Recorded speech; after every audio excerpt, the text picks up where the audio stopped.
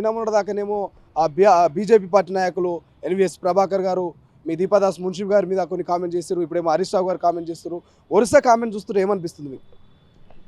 ఇప్పుడు రాష్ట్ర ఇన్ఛార్జి మునిషే గారు ఆమె నీతి నిజాయితీ నాయకురాలు కాబట్టే ఈ రాష్ట్రానికి ఇన్ఛార్జిగా వచ్చారు. ఆమె నీతి నిజాయితీగా ఈ రాష్ట్రంలో అన్ని పరిశీలన చేస్తుంది. ఈ రాష్ట్ర పార్టీ ఇన్ఛార్జిగా పార్టీని సరైన దారిలో పెట్టి నడిపిస్తున్నది. కాబట్టి ఆమె మీద బీజేపీ వాళ్ళు ఆరోపణలు చేయడం అనేది సిగ్గుసేటు. బీజేపీ వాళ్ళ గురించి బీజేపీ వాళ్ళు కూడా మాట్లాడినట్టు అది నవ్వుకునే విషయము. ఎందుకంటే ఇప్పుడు వాళ్ళ పరిస్థితి ఏందో తెలుసు కదా, వాళ్ళ పరిస్థితి బీజేపీ వాళ్ళు పరిస్థితి ఏందో తెలుసు కదా. మాజీ ముఖ్యమంత్రి కేసీఆర్కు సరెండర్ అయి కవిత మన లిక్కర్ స్కామ్లో ఇరికితే ఇప్పటివరకు అరెస్ట్ చేయలే. దాని మీద ఈడీ విచారణ చేయించారు.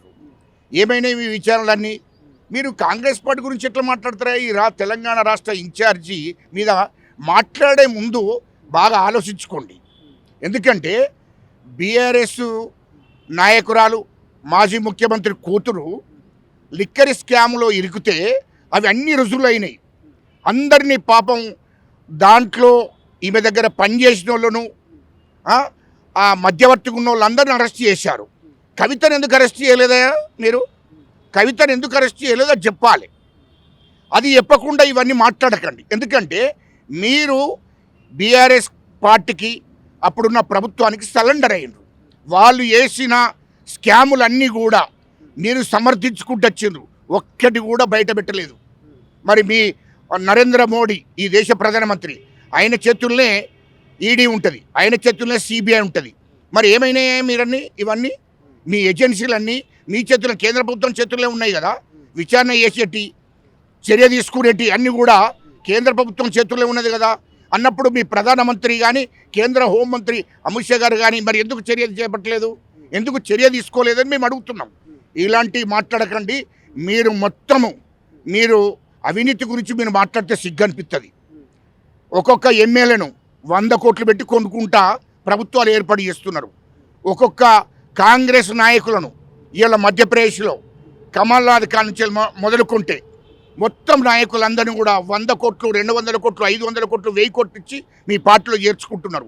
ఎందుకంటే ఓడిపోతున్న భయంతో, బీజేపీ ఈ దేశంలో ఓడిపోతుంది అనే భయంతో మీకు నాయకులు లేక, మీరు నాయకులను బీజేపీ నాయకులను తయారు చేసుకోలేక కాంగ్రెస్ తయారు చేసుకున్న నాయకులను 100 కోట్లు, 1000 కోట్లు పెట్టి కొనేస్తున్నారు.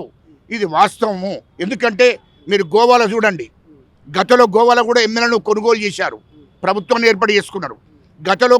కర్ణాటకలో ఎమ్మెల్యేలు కొన్నారు, మీ ప్రభుత్వాన్ని ఏర్పాటు చేసుకున్నారు. మధ్యప్రదేశ్లో ఎమ్మెల్యేలు కొన్నారు, ప్రభుత్వాన్ని ఏర్పాటు చేసుకున్నారు.